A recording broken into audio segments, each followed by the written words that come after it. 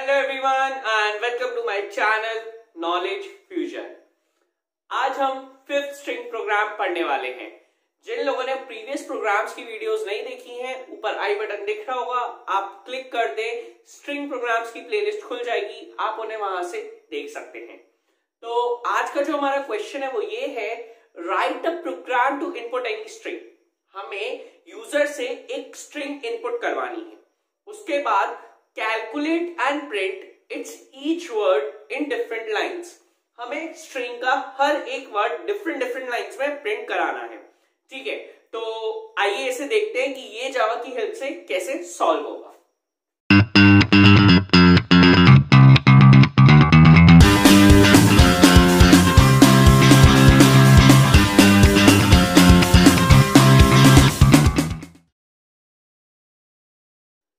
जैसा कि आप यहाँ देख सकते हैं, मैंने कोड ऑलरेडी लिखा हुआ है। अब क्वेश्चन क्या कह रहा है, मान लेते हैं एस एक स्ट्रिंग है जिसके अंदर मैंने लिया है माय नेम इज निखिल। अब इसका आउटपुट क्या आना चाहिए, हमें क्या करना है, हमें हर एक वर्ड को अलग अलग लाइन में प्रिंट कराना है। ऐसे माय, फिर नेक्स्ट लाइन में नेम, फिर इज और फिर निखिल, इस तरीके से। यानी आपकी जो ये स्ट्रिंग है वो इस तरीके से रिप्रेजेंट होनी चाहिए आपकी आउटपुट स्क्रीन पे। तो इसको करने के लिए मैंने ये कोड लिखा हुआ है, इसे समझते हैं। जावा की स्टार्टिंग हमेशा क्लास से की जाती है। क्लास को एक पर्टिकुलर नाम दिया जाता है जो आपके प्रोग्राम को डिफाइन करता है, आपके प्रोग्राम को एक्सप्लेन करता है। मैं स्ट्रिंग का क्वेश्चन कर रहा हूं और मैं फिफ्थ क्वेश्चन कर रहा हूं, तो मैंने क्लास को नाम दिया है स्ट्रिंग 5। उसके बाद मैंने लिख दिया कर्ली ब्रेस। कर्ली ब्रेस लिखने के बाद मैंने अपना मेन फंक्शन लिखा है। मेन फंक्शन क्या करता है, आपके पूरे प्रोग्राम की प्रोसेसिंग में आपकी हेल्प करता है। उसके बाद मैंने मेन फंक्शन के अंदर लिया है स्ट्रिंग एस। अभी स्ट्रिंग एस क्या है, एस एक वेरिएबल है जिसकी वैल्यू कौन इनपुट करता है, यूजर इनपुट करता है। ठीक है, यूजर कोई भी वैल्यू, कोई भी स्ट्रिंग इनपुट करेगा जिसके ऊपर हम वर्किंग करेंगे और उसके बाद उसका आउटपुट हम आउटपुट स्क्रीन पे रिप्रेजेंट करेंगे। ठीक है, अब मैंने ये लिया है स्ट्रिंग। ठीक है, अब ये स्ट्रिंग क्या है, स्ट्रिंग इस एस का डेटा टाइप है। यानी ये हमें क्या बता रहा है कि इस एस वेरिएबल के अंदर आप सिर्फ स्ट्रिंग वैल्यू ही इनपुट कर सकते हो, कोई और वैल्यू इसके अंदर इनपुट आप नहीं कर सकते। उसके बाद मैंने लगा दिया कर्ली ब्रेस। यहां तक आपका स्टेप 1 जो कि सिंटेक्स पार्ट है वो कंप्लीट हो चुका है। अब आ जाती है स्टेप 2 की। स्टेप 2 में हमें वो वेरिएबल्स लेने होते हैं जिनकी हेल्प से हम इस प्रोग्राम को सॉल्व करते हैं। तो यहाँ पे मैंने 3 वेरिएबल्स लिए हैं, आई और एल, जो कि कौन सी डेटा टाइप के हैं, इंट डेटा टाइप के। यानी ये हमें क्या बता रहा है कि आई और एल के अंदर आप सिर्फ इंटीजर वैल्यू ही स्टोर कर सकते हो, कोई और वैल्यू स्टोर नहीं हो सकती। और जो सी एच वेरिएबल है वो है कैर डेटा टाइप, यानी इसके अंदर सिर्फ आप करेक्टर वैल्यू ही स्टोर कर सकते हो, कोई और वैल्यू स्टोर नहीं कर सकते। अब बात रही आई और एल की। देखिए, आई मैंने क्यों लिया है, जब भी मैं किसी स्ट्रिंग पे वर्किंग करूंगा तो मुझे हर एक करेक्टर, हर एक एलिमेंट के पास जाना पड़ता है। तो उस पे जाने के लिए, उस पूरी स्ट्रिंग को ट्रैवर्स करने के लिए मेरे को एक लूप चलाना पड़ता है। तो वो लूप चलाने के लिए मैंने आई लिया है। ठीक है, उसके बाद मैंने लिया है एल। एल मैंने किस लिए लिया है, किसी भी स्ट्रिंग पे आपको काम करना है तो उससे पहले आपको उसकी लेंथ मालूम होना जरूरी है। तो हमेशा हर स्ट्रिंग की लेंथ आप निकालेंगे, कैलकुलेट करेंगे और उसे कहीं पे स्टोर कराएंगे, तो मैं एल में स्टोर कराऊंगा। उसके बाद मैंने लिया है सी एच। सी एच मैंने क्यों लिया है, किसी भी स्ट्रिंग पे जब हम काम करेंगे तो हमें हर एक एलिमेंट को एक्सट्रैक्ट कराना होगा। हर एक स्ट्रिंग के अंदर जितने भी अलग अलग करेक्टर्स हैं, एलिमेंट्स हैं, उन्हें एक्सट्रैक्ट कराना होता है ताकि हम अलग अलग फंक्शंस परफॉर्म कर पाए। तो उन्हें एक्सट्रैक्ट कराने के लिए मैंने सी एच लिया है, क्योंकि जब भी मैं एक भी करेक्टर या फिर कोई भी एलिमेंट एक स्ट्रिंग के अंदर से अलग करूंगा तो उसे मेरे को कहीं स्टोर कराना पड़ेगा। तो वो मैं किस में स्टोर कराऊंगा, वो मैं अपना सी एच में स्टोर कराऊंगा। उसके बाद मैं नेक्स्ट स्टेप में आया। अब यहाँ पे लिखा है l equals to s dot length. तो यहां से हमारा प्रोग्राम, यानी कि जो हमारा थर्ड स्टेप है वो स्टार्ट हो गया है। अब इधर स्टार्ट करने के लिए हम एक एग्जांपल ले लेते हैं जिसकी हेल्प से हम समझेंगे कि कैसे हम हर एक वर्ड को अलग अलग प्रिंट कर पाएंगे। तो उसके लिए मैं ये रब कर देता हूं।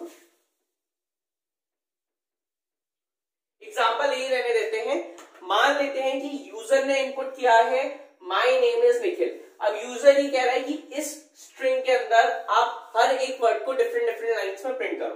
तो सबसे पहला काम हमारा क्या होता है, हमें सबसे पहले लेंथ कैलकुलेट करनी है। तो लेंथ कैलकुलेट कर लेते हैं। लेंथ क्या है, एक स्ट्रिंग फंक्शन है जिसकी वीडियो ऑलरेडी अपलोडेड है। आप ऊपर आई बटन क्लिक कर दें, वीडियो खुल जाएगी, आप उसे वहां से देख सकते हैं। तो लेंथ कैलकुलेट करने के लिए सबसे पहले आप इंडेक्सिंग करेंगे। तो ये मैं इंडेक्सिंग कर देता हूं। ये हो गई इंडेक्सिंग 9, 10, 11, 12, 13। तो इस स्ट्रिंग की जो लेंथ है वो आई है 17। ये स्ट्रिंग की लेंथ हमारे पास कितनी आ गई, 17 आ गई। अब आगे वर्किंग करते हैं। अब हमें यहाँ पे क्या करना होता है, अब हमें लूप चलाना होता है। लूप की स्टार्टिंग कहां से करेंगे, हमारी स्ट्रिंग कहां से स्टार्ट हो रही है, m से। m की इंडेक्सिंग क्या है, 0 से स्टार्ट करेंगे। तो मैंने i इक्वल्स टू 0 लिखा, यहाँ पे मैं लिख देता हूं, ये मेरा ड्राई रन, यहाँ पे मैं आपको पूरी वर्किंग करके दिखाऊंगा। तो ये मैंने लिख दिया i इक्वल्स टू 0। अब मेरी स्ट्रिंग जा कहां तक रही है, 16 तक, और मेरी लेंथ कितनी है, 17। 17 में क्यों नहीं ले सकता, अगर मैं 17 ले लूंगा तो यहाँ पे मेरे पास कोई भी करेक्टर नहीं है, तो मैं 17 नहीं ले सकता। मुझे कहां तक जाना है, 16 तक जाना है। ठीक है, तो 16 तक जाने के लिए क्या करेंगे हम, i is lesser than l। Laser than l तक क्यों, अगर 17 से कम तक क्या आता है, 16 आता है, तो इसलिए मैंने i is lesser than l चलाया। हम i is equal to l तक नहीं चला सकते। ठीक है, और जो लूप का थर्ड पार्ट होता है दैट इज अपडेशन। पहला होता है इनिशियलाइजेशन, दूसरा कंडीशन, थर्ड इज अपडेशन। ये क्या करेगा, हर बार i की वैल्यू को 1 से इंक्रीज करेगा, क्योंकि मैंने लिखा है i plus plus. Plus plus का काम होता है किसी भी चीज को 1 से इंक्रीज कर देना। अब इसके बाद अब यहां से लेके यहां तक हमारा ये लूप चल रहा है, जिसके अंदर हमारा पूरा प्रोग्राम परफॉर्म हो रहा है। ये लूप कब तक चलेगा, जब तक आपकी ये वाली जो कंडीशन है वो फॉल्स नहीं हो जाती, तब तक आपका यहां से लेके यहां तक ये लूप चलेगा। अब इसकी ट्रिक क्या है, एक बहुत सिंपल सी ट्रिक है, कैसे हम हर एक वर्ड को अलग अलग प्रिंट कराएंगे। आप ये देख सकते होंगे कि एक वर्ड से दूसरे वर्ड के बीच में क्या चीज का फर्क आ रहा है, स्पेस का फर्क आ रहा है। जब तक एक और दूसरे वर्ड के बीच में स्पेस नहीं आता तब तक वर्ड सेपरेट नहीं होंगे। देखिए m और y के बीच में स्पेस है नहीं, तो m और y एक वर्ड है। NAME किसी के भी बीच में स्पेस है नहीं, तो क्योंकि ये एक वर्ड है, तो ये जहां तक एक वर्ड है उसके बीच में स्पेस नहीं आएगा। जैसे ही स्पेस आ जाएगा आपको ये पता चल जाएगा कि आपका वर्ड कंप्लीट हो चुका है, अब आपका नेक्स्ट वर्ड स्टार्ट होने वाला होता है। तो यहाँ पे हमें कुछ नहीं करना, हमें स्पेस फाइंड करना है। हमें सिर्फ स्पेस को ढूंढना है कि स्पेस कहां आ रहा है। तो कैसे ढूंढेंगे उसे समझते हैं। i equals to 0, 0 is lesser than 17। क्या 0 17 से छोटा है, कंडीशन ट्रू है, कंडीशन बिल्कुल ट्रू है। हम नेक्स्ट स्टेप पे आएंगे, अंदर आ जाएंगे, यानी कि ch equals to s dot carat i। s dot carat i, charAt एक फंक्शन है, स्ट्रिंग फंक्शन है जिसकी वीडियो ऑलरेडी अपलोडेड है। आप ऊपर आई बटन का क्लिक कर देना, वहां से वीडियो खुल जाएगी, आप वहां से देख सकते हैं। ch equals to s dot carat i, तो ch के अंदर क्या आ जाएगा, देखिए i की वैल्यू क्या है, तो i की वैल्यू 0 है, तो आप s स्ट्रिंग पे जाएंगे और आप कहेंगे कि भाई 0 इंडेक्सिंग पे हमें कौन सा कैरेक्टर मिल रहा है, तो आप जाएंगे 0 इंडेक्सिंग पे, आप देखेंगे आपको m मिल रहा है, तो आप क्या करेंगे, ch के अंदर m स्टोर कर देंगे, क्योंकि s dot carat i, caret क्या करता है, एक एक कैरेक्टर को एक्सट्रैक्ट करता है, तो m जो है वो ch के अंदर आ गया, ये हमारा m आ गया। अब हम चेक करेंगे क्या ch is not equal to space, क्या ये m स्पेस के इक्वल नहीं है। क्या आपको लगता है m स्पेस के इक्वल है, नहीं, m स्पेस के इक्वल नहीं है।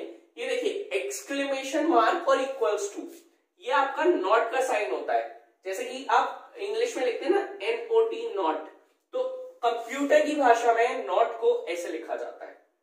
ठीक है, तो ये हमारा नॉट का सिंबल था, तो आप कहेंगे ch is not equal to space, क्या m is not equal to space, condition true है, कंडीशन हमारी ट्रू है, m स्पेस के इक्वल नहीं है, तो SOPCH। अब यहाँ पे SOP क्या है, SOP है system dot out dot print. आप शॉर्ट फॉर्म यूज नहीं कर सकते, इस बात को ध्यान रखिएगा, आपको full form system dot out dot print use करना है। ये चीज क्या करती है, ये किसी भी चीज को प्रिंट कराने में आपकी हेल्प करती है। ठीक है, तो CH जो है वो प्रिंट हो जाएगा। अब क्या CH इन्वर्टेड कॉमास में है, नहीं, CH इन्वर्टेड कॉमास में नहीं है। अगर CH इन्वर्टेड कॉमास में होता तो CH प्रिंट हो जाता, पर CH इन्वर्टेड कॉमास में नहीं है, तो क्या प्रिंट होगा, CH की जो भी वैल्यू है वो प्रिंट हो जाएगी। CH की वैल्यू क्या है, M, तो M प्रिंट हो जाएगी। M कैसे प्रिंट होगी,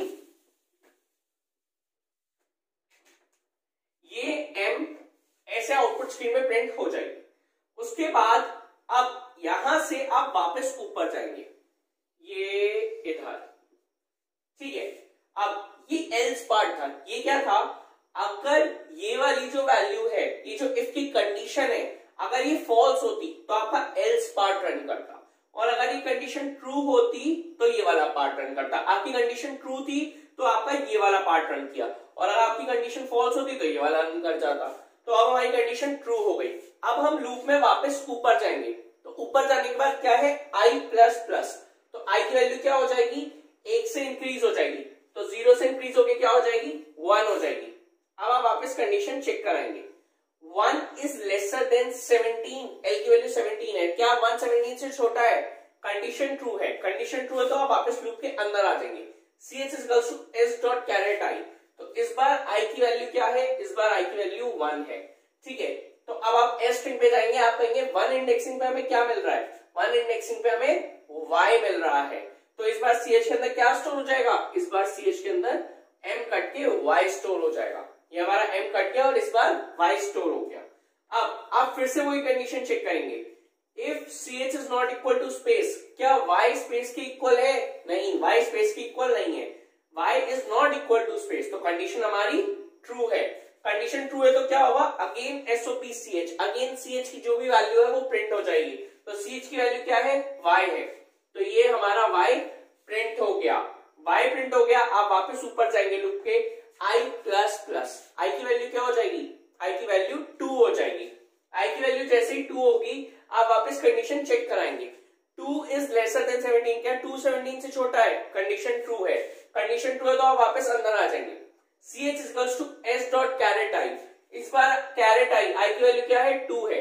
अब आप जाएंगे s स्ट्रिंग पे और आप देखेंगे 2 इंडेक्सिंग पे आपको क्या मिल रहा है, 2 इंडेक्सिंग पे आपको स्पेस मिल रहा है, तो इस बार क्या होगा, आपका ch के अंदर स्पेस स्टोर हो जाएगा। मैं सिंगल इन्वर्टेड कॉमास से आपको स्पेस रिप्रेजेंट करके दिखा रहा हूं, ठीक है।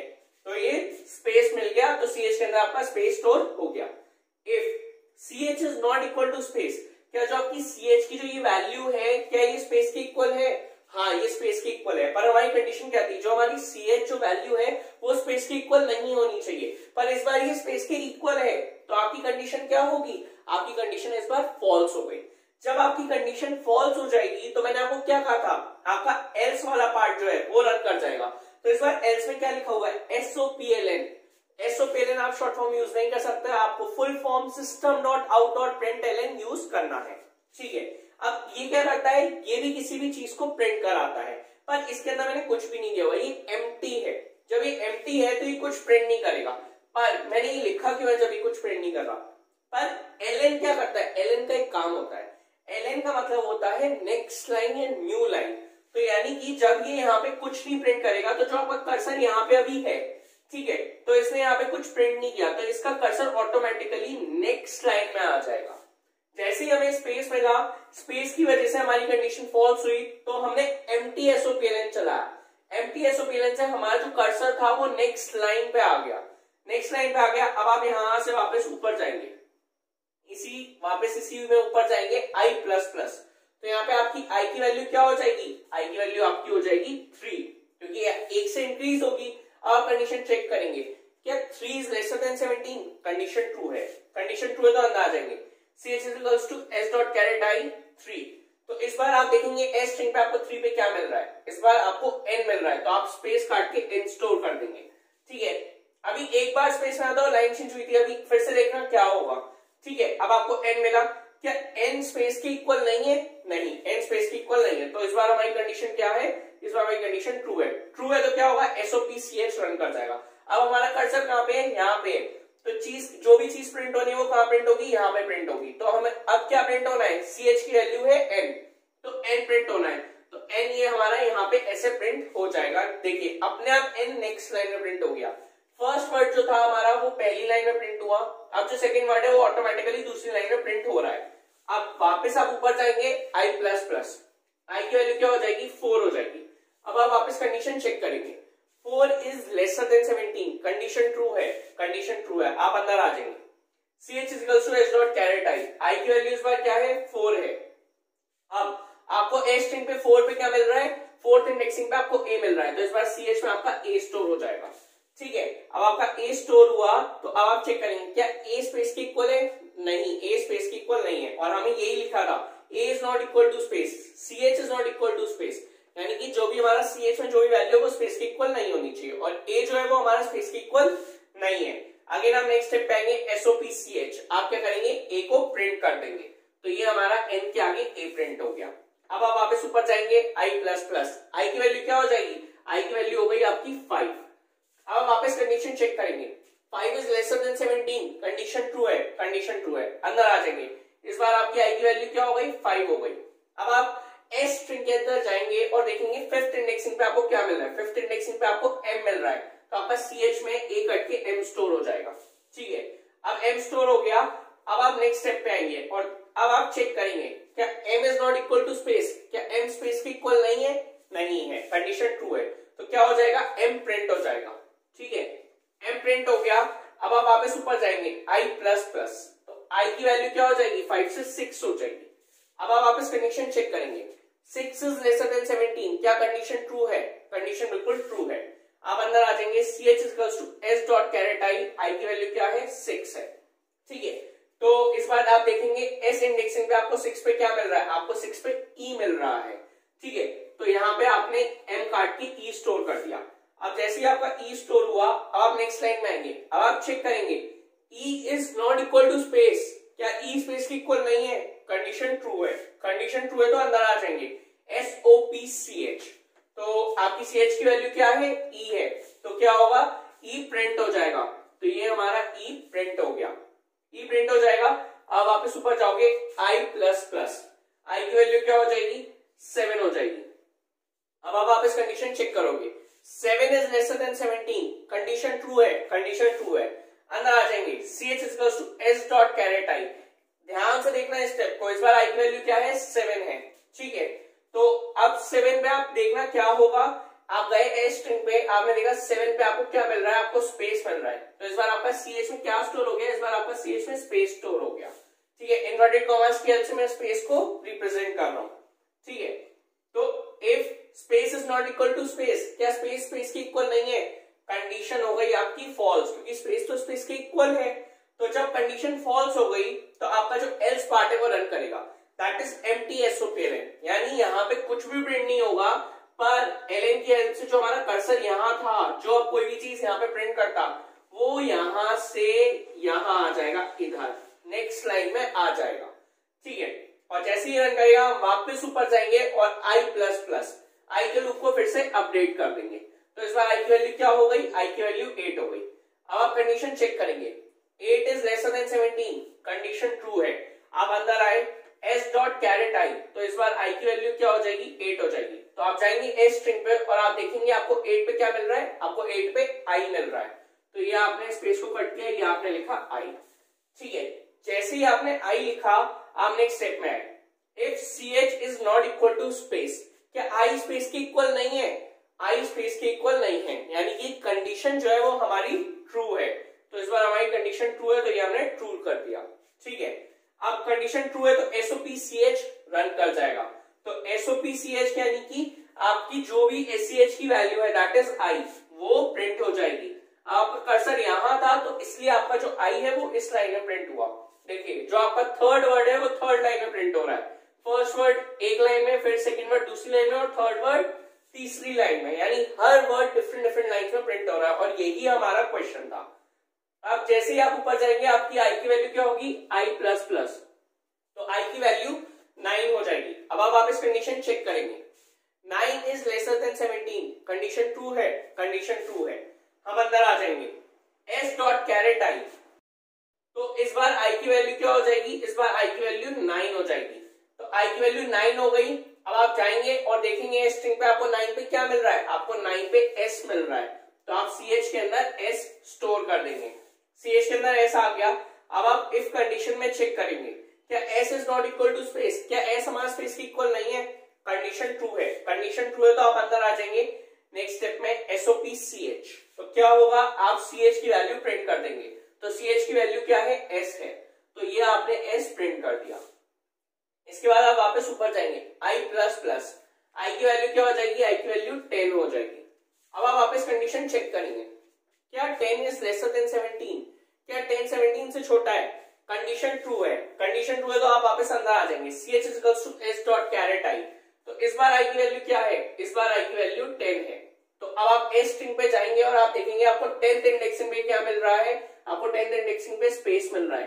तो आप s काटेंगे, अब मैं यहां से इधर लिख दे रहा हूं, ठीक है, तो ये आपको स्पेस मिल रहा है, तो अब ch में स्पेस स्टोर हो जाएगा। सिंगल कोट्स की हेल्प से मैं ये रिप्रेजेंट कर रहा हूं कि ch के अंदर हमारा स्पेस स्टोर हो गया है, ठीक है। क्या space is not equal to space, क्या स्पेस स्पेस की इक्वल नहीं है, कंडीशन हो गई आपकी फॉल्स। कंडीशन फॉल्स हो जाएगी तो जो आपका एल्स पार्ट है वो रन करेगा, दैट इज एम्प्टी SOPLN, ठीक है। तो यहाँ पे कुछ भी प्रिंट नहीं होगा, पर जो हमारा कर्सर यहाँ है वो अपनी लाइन चेंज करके नेक्स्ट लाइन में यहाँ पे आ जाएगा, ठीक है। जैसे ही कर्सर हमारे यहाँ पे आएगा, अब हम वापस ऊपर जाएंगे i++, i की वैल्यू क्या हो जाएगी 11। अब 11 पे अब आप चेक करेंगे, 11 is lesser than 17, condition true है, ch is equals to s dot caret i।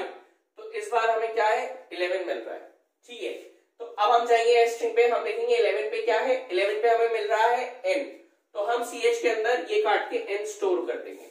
अब क्या n is not equal to space, क्या n स्पेस की इक्वल नहीं है, कंडीशन ट्रू है, n स्पेस की इक्वल नहीं है। तो इस बार हमारी कंडीशन ट्रू है, कंडीशन ट्रू है तो हम नेक्स्ट स्टेप पे आएंगे, SOPCH, हम n प्रिंट कर देंगे। इस बार हमारा कर्सर अभी कहां पे है, यहाँ पे है, ठीक है। तो अब यहां से n प्रिंट हो जाएगा। अब जो आपकी आएगी पूरी स्ट्रिंग है NIKHIL, ये एज इट इज प्रिंट होती चली जाएगी, NIKHIL। कैसे, जैसे कि ये पहले 3 वर्ड्स प्रिंट होते हैं, सेम इस तरीके से ये पूरी स्ट्रिंग प्रिंट हो जाएगी। और आपकी i की value 11, then 12, then 13, then 14, then 15, then 16, यहां तक रन कर जाएगा। अब इसके बाद, ठीक है, माई नेम इज, ये पूरा निखिल इसके अंदर आ जाएगा, एक एक करेक्टर आता जाएगा और ये L तक रन कर जाएगा, ठीक है। इधर तक हो गया, ये पूरा आपने प्रिंट कर दिया। अब आपकी i की वैल्यू 16 है, ठीक है। अब इसके बाद आप जैसे ही आप वापस ऊपर जाएंगे i++, आपकी i की वैल्यू जो होगी वो 17 हो जाएगी।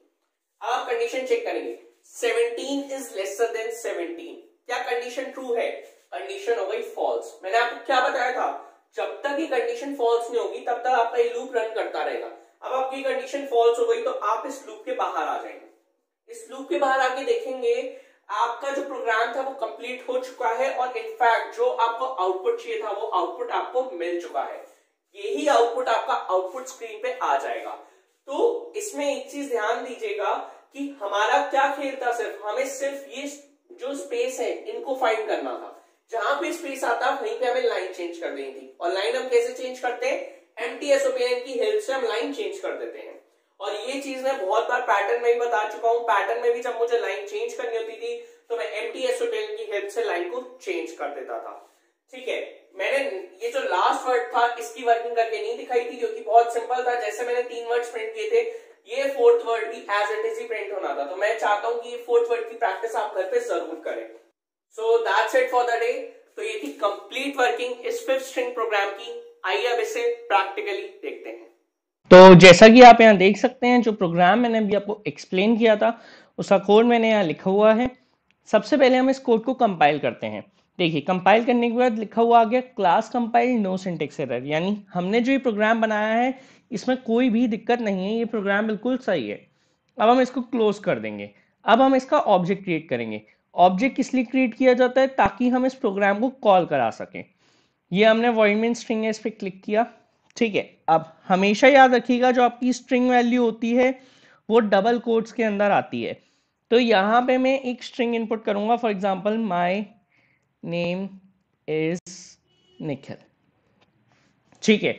मैंने ये स्ट्रिंग इनपुट करी। अब देखते हैं कि क्या आउटपुट आता है, क्या हमारा हर एक वर्ड डिफरेंट डिफरेंट लाइन में प्रिंट होता है या नहीं। तो ये देखिए, मैंने एंटर दबाया, देखिए क्या आउटपुट आ गया, माय नेम इज निखिल। वो भी हर एक वर्ड अलग अलग लाइन में प्रिंट हो रहा है। अब एक और एग्जांपल देखते हैं। मान लीजिए कि इस बार मैंने एम्प्टी स्ट्रिंग इनपुट करी, यानी स्ट्रिंग के अंदर कुछ इनपुट ही नहीं करा, खाली स्ट्रिंग छोड़ दी। तो क्या होगा, क्या आउटपुट आएगा, आउटपुट स्क्रीन पे कुछ भी नहीं आएगा, आउटपुट स्क्रीन खुलेगी ही नहीं। ऐसा क्यों हुआ, टर्मिनल विंडो जो आपकी आउटपुट विंडो होती है वो क्यों नहीं खुली? क्योंकि आपने कोई स्ट्रिंग इनपुट ही नहीं करी थी। कोई स्ट्रिंग इनपुट नहीं करते तो कोई भी वर्किंग नहीं होती, और जब कोई वर्किंग नहीं होती तो आपका कोई आउटपुट नहीं आएगा। आई होप आपको ये प्रोग्राम क्लियर हुआ होगा। अगर ये वीडियो पसंद आई हो तो इसको लाइक करें, शेयर करें और चैनल को जरूर सब्सक्राइब करें। और एक इंपॉर्टेंट बात, अगर आपको कोई भी कैसा भी डाउट है या फिर कोई भी क्वेरी है तो आप मुझे कांटेक्ट कर सकते हैं। मेरी मेल आईडी, मेरा कांटेक्ट नंबर और मेरी इंस्टाग्राम आईडी डिस्क्रिप्शन बॉक्स में अवेलेबल है। Have a good day.